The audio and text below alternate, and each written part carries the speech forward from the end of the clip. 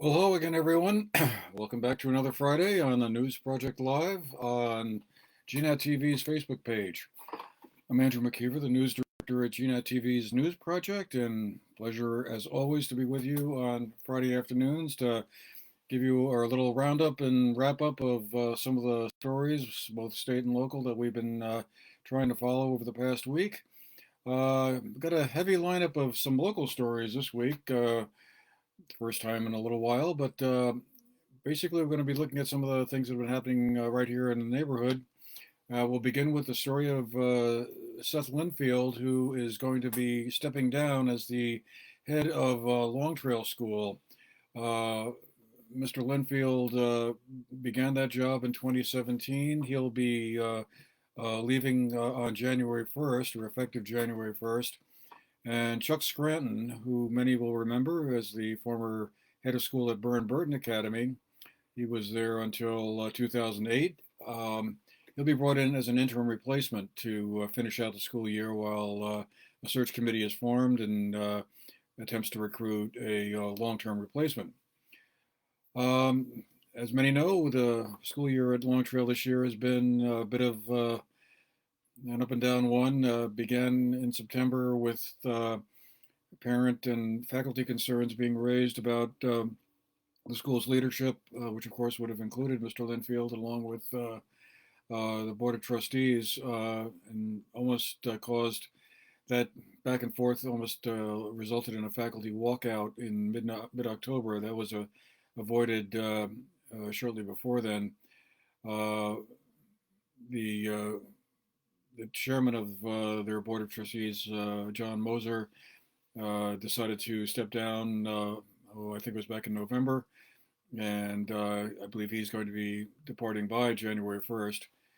He is currently still listed on the school's website as a member of the board, so I'm not sure if that's happened yet. But in any event, Mr. Linfield will be moving on to take another job,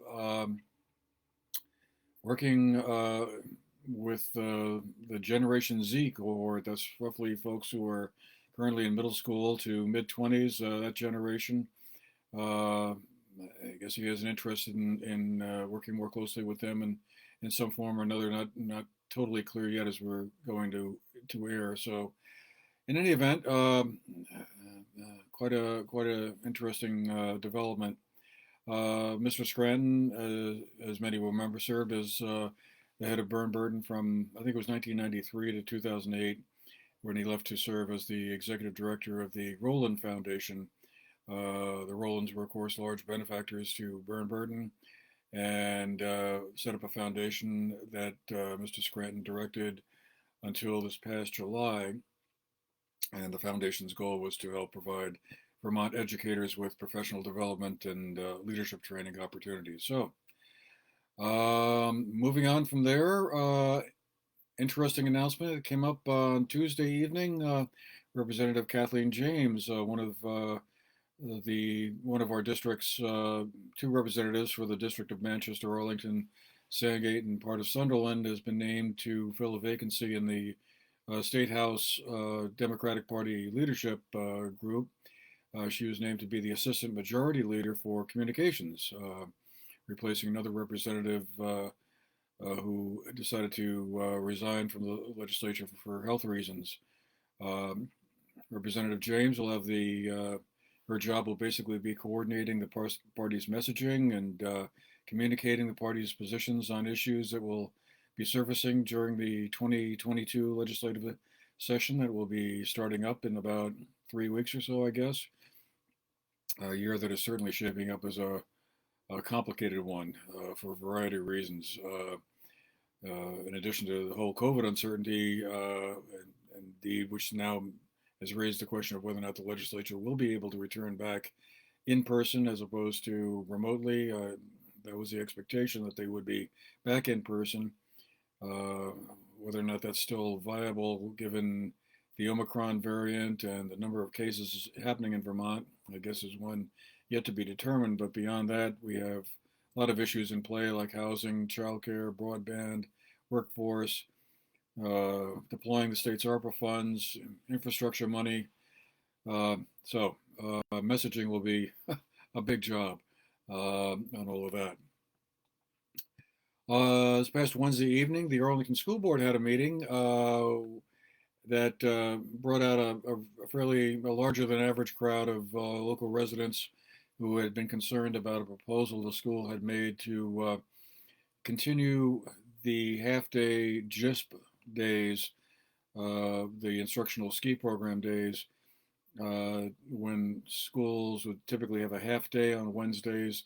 They were thinking that maybe they would continue with that half day program on Wednesdays even after the GISP program ends, when the winter ends, just to give students and faculty members a little bit of a midweek breather, professional development opportunities for the faculty, maybe a little mental health break for students.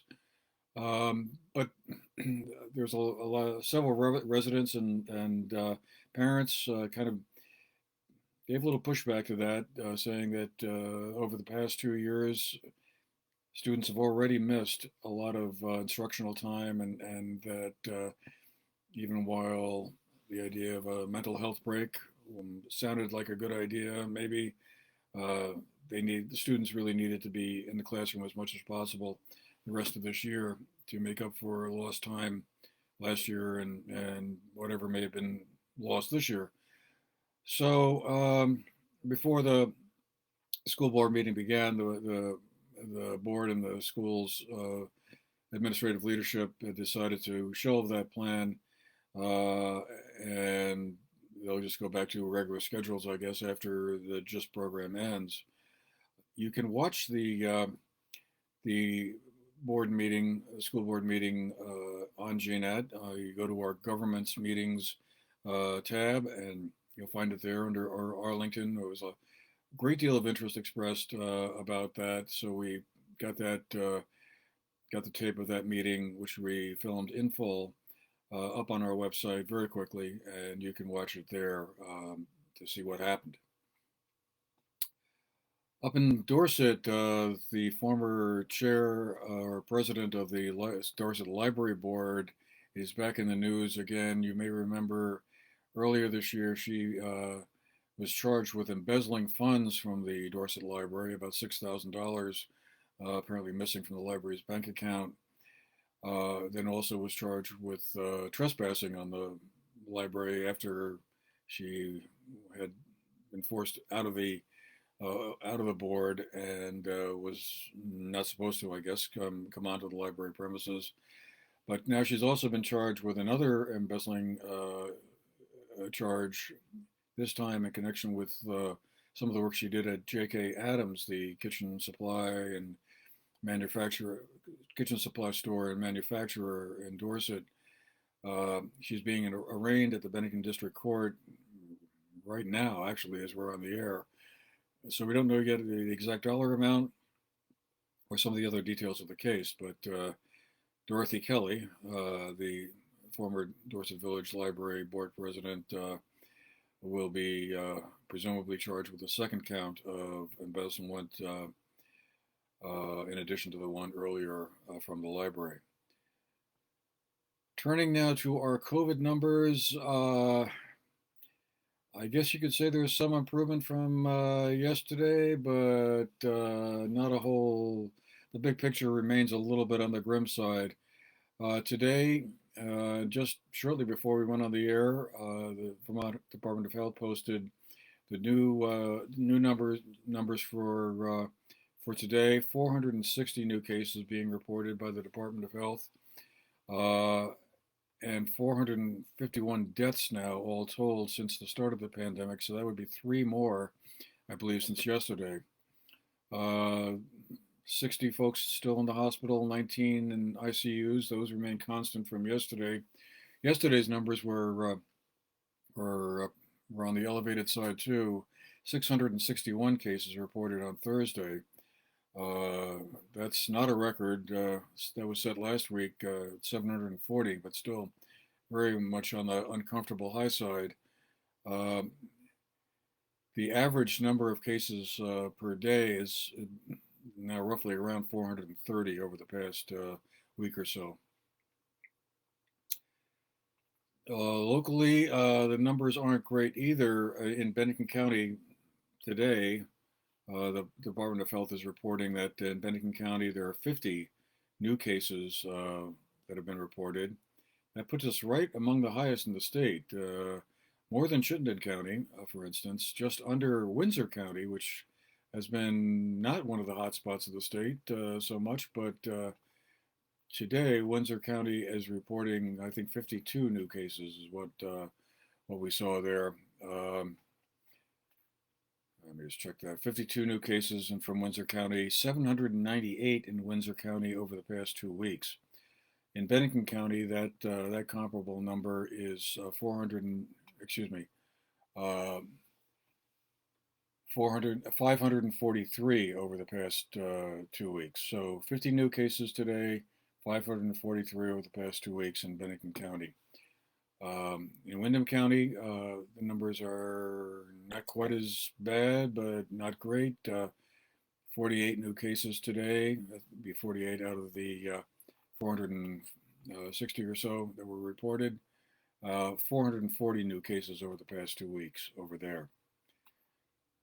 On the COVID scene also, we also have a new segment that we put out yesterday on the whole discussion around face masks in local communities.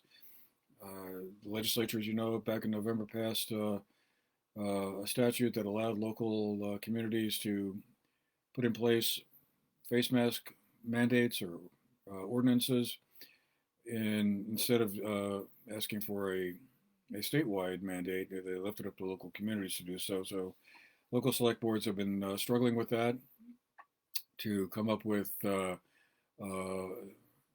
measures that kind of meet the need, yet take into account things like enforceability and concerns by businesses that they're already struggling a lot, and a face mask mandate would not be helpful. Other people think that if you're indoors in a public space, face masks should be worn. So we have a report about what the Manchester and Arlington select boards wound up doing, as well as some commentary from other people who've been involved in this issue. So if you have a minute and want to turn your browser towards GNAT-TV.org, you can find it there. Also on our website, it's a piece I think you might find interesting. We did a little interview with Dr. Trey Dobson, who's the Chief Medical Officer at the Southwestern Vermont Medical Center. He is included in that segment on the face mask, but also we decided to cut out the entire interview and present it to you in whole because I thought it was really quite some interesting and important information for everyone to have. So you'll find both those pieces there, as I said, on the GNAT website at gnat-tv.org. And you'll also be able to find all the events that are going on. We have a new events page set up, and a lot of things happening. So if you're looking for something to do this weekend or next, good place to go would be to check that out. Well, we'll leave it there for today, and we won't be back next week. That'll be Christmas Eve. So I think we'll take the day off. It's been a long year. Anyway, hope you're all well. Hope you stay safe. And we'll see you again probably, I guess, in the new year. It's because this is our last News Project Live for 2021. Well, all right. Happy New Year in advance. Merry Christmas. Whatever else. Have a great day, everyone. Take care.